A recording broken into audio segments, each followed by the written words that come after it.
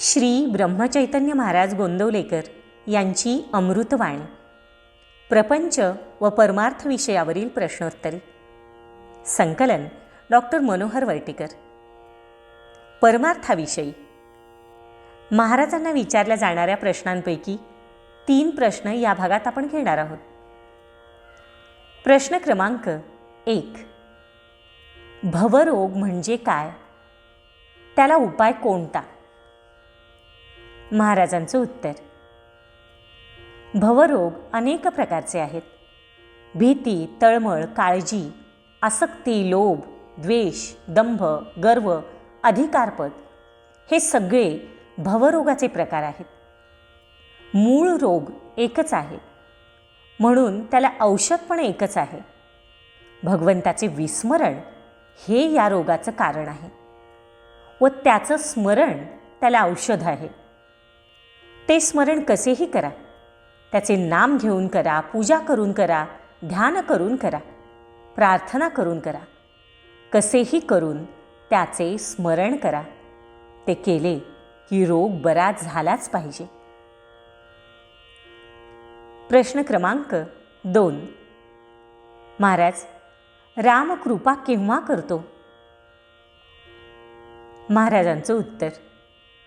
हात, पाय, तोंड आणि चित्त पवित्र झालं की राम कृपा करतो.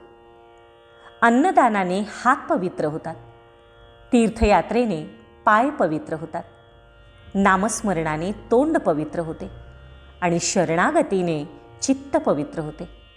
आणि मग रामाला कृपा केल्या वाचून राहवतच नाही. प्रश्न क्रमांक 3. दुसऱ्याच्या मनातले ओळखणे ही विद्या कितपत चांगली? महाराजांचं उत्तर. दुसऱ्याच्या मनातले ओळखणे ही फारशी मोठी विद्या नाही. ज्याच्या मनातलं ओळखायचं आहे त्याच्या मनाशी आपलं मन एकरूप झालं की त्याचं मन आपल्याला कळायला लागतं. पण अंतःकरण शुद्ध असेल तरच हे साधेल. हे साधण्याच्या काही क्रिया असतात.